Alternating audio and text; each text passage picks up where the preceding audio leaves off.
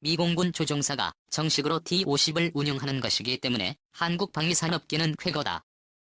한국은 미공군 고등훈련기 교체 사업에서 보잉에 패하며 300대 이상 예상되는 대형 수주를 놓쳤지만 미국의 하늘에 자국산 T-50을 조종하는 꿈을 실현하게 되었다. 무슨 얘기냐고요. 미공군 조종사 양성 과정 혁신을 위해 대한민국 대구시 훈련기를 도입한다는 내용의 일본 군사 전문 매체의 보도입니다. 이에 따라 의기소침했던 대한민국 전투기 수출은 다시 활기를 찾을 전망입니다. 현재 미국 공군은 갑갑한 상황에 처했는데요. 전투기 조종사가 부족하기 때문입니다. 보잉의 고등훈련기 T-7은 2013년 첫 납품을 시작으로 2014년 정상 운용 능력 검증을 마칠 계획이기 때문에 그 사이에 공백이 생긴 거죠. 자, 일본 매체의 한국 비전 달성 미공군 T-렉스로 명명된 국산 훈련기 T-50을 대여 도입이라는 제하의 기사를 살펴보겠습니다. 한국의 수상 훈련기 T-50 골드는 TX 프로그램에서 했지만 미공군이 소수를 임대해 도입해 미국 진출에 성공했다. 만성적인 조종사 부족에 시달리는 미공군은 문제 해결을 위해 2만 1,000명의 조종사 확보를 위해 노력해왔지만 3월에 제출된 보고 서에 따르면 2015년 연말 기준 파일럿이 약 2,100명 부족하고 아직 파일럿 부족이 해소되지 않은 사실이 밝혀졌다. 미공군은 연간 14만 80명의 신인 파일럿을 양성하는 목표를 내걸고 있지만 5년 연속 목표를 밑돌고 있어 여기를 개혁하기 위해 새로운 교육 프로그램의 실증 실험을 개시할 예정이다.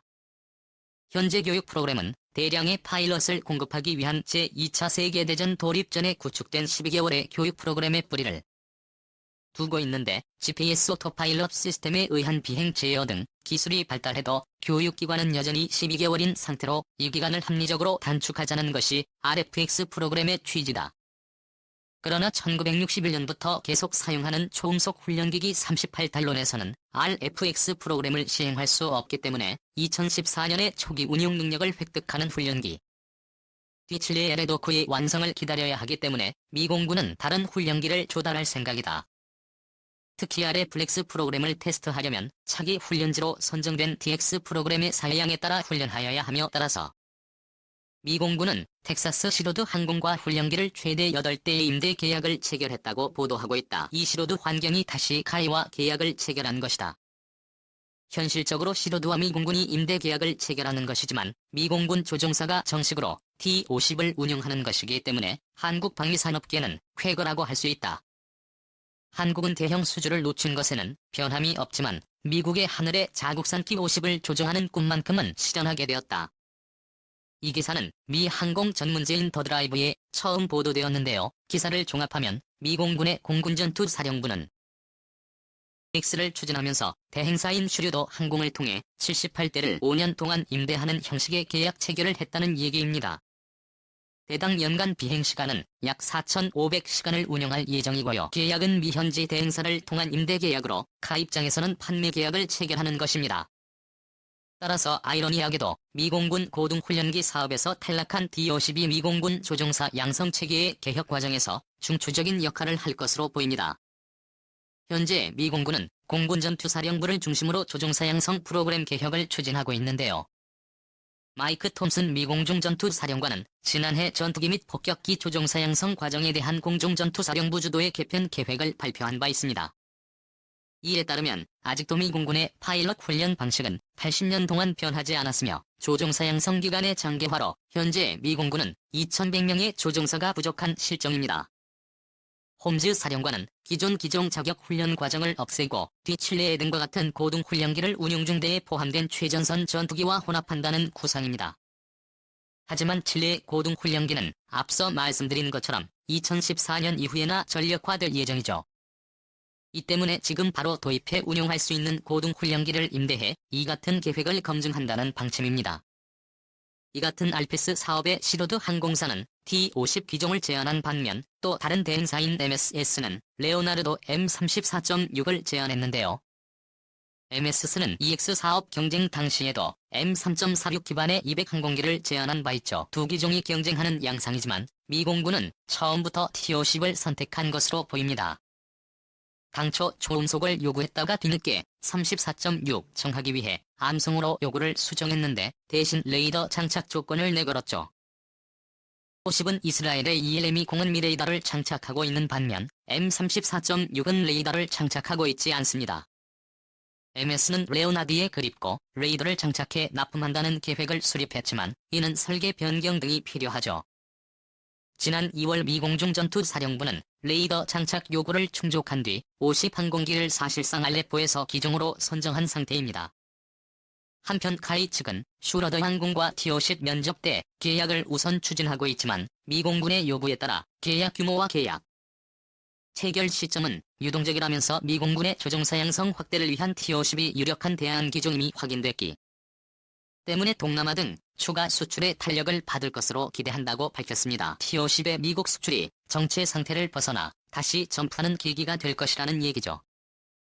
새로운 모멘텀이 필요한 순간에 이번 T-50의 수출은 한국산 무기의 명성을 한 단계 업그레이드 해줄 것으로 보입니다. 특히 카이가 T-50의 파생형 기종 FA-50 등으로 수출로 활로를 모색하고 있는데요. T-50은 고등 훈련뿐만 아니라 공대공 미사일, 공대지 미사일 유도 폭탄 등을 장착할 수 있어 실제 경공격기 임무로도 활용될 수 있죠. T-50 기반의 경공격기 FA-50은 이미 2013년 실전 배치됐습니다. 고등 훈련과 경공격기를 완전히 분리해 운용하기 어려운 아프리카와 동남아 지역에서 T-50은 물론이고 파생형 기종 FA-50에 대한 수요는 여전히 존재하고 있는데요. 지난해 수출 제로였는데 올해는 수주에 물꼬가 트일까요? 올해 말레이시아의 경공격기 조달 사업이 본격화되면 카이가 경쟁업체에 비해 유리한 고지를 점할 것으로 기대되는데요. 지난해 한아세안 특별정상회의 기간 동안 경남 사천카의 본사를 직접 찾아 제조시설을 둘러본 빈 모하마드 말레이시아 총리는 카이의 제조 역량에 신뢰를 나타냈죠. 또 필리핀과 인도네시아 등도 수출 가능성이 높은 국가로 거론되고 있습니다. 카이의 완제기를 도입한 이들 국가는 성능이 검증된 기존 무기 재구매에 적극적인 것으로 알려졌습니다. 현재 인도네시아와 필리핀은 각각 T-10대 FA-50 12대를 운용 중이죠. 카이가 수출한 기대들로 인도네시아는 우리나라 기본 훈련기인 KT-1 20대도 운영하고 있습니다. T-50은 2011년 인도네시아 16대 계약을 시작으로 이라크 24살 때 필리핀 12대, 태국 12대 등 총 64대를 수주했습니다. 모두 29억 3천만 달러에 달하는 규모입니다. T-50 훈련기를 기반으로 개발된 경공격기 FA-50은 2014년부터 전력화돼 안정성과 기능성을 검증받은 무기입니다. 말레이시아 공군은 현재 운영 중인 기체의 노후화로 차기 고등훈련기 도입 사업을 추진하고 있는데요. 후보 기종으로는 FA-50과 중국 파키스탄 합작기 제재의 F-17 등이 꼽힙니다. 가격면에서 JV-17이 유리했지만 필리핀의 이슬람 반군 진압 등 실전 투입 경험이 있는 FA-50이 유력 도입 기종으로 거론되고 있습니다. 필리핀도 신형 전투기 도입 가능성이 높은 국가 중 하나입니다. 필리핀은 테러단체 및 이슬람 반군과 정부군의 교전이 종종 발생해 가동률이 높고 훈련 병행이 가능한 경전투기 수요가 계속되고 있는 나라지요. 필리핀이 전투기 도입에 나설 경우 이미 12대를 운용 중인 FTA-50을 재구매할 가능성이 있습니다.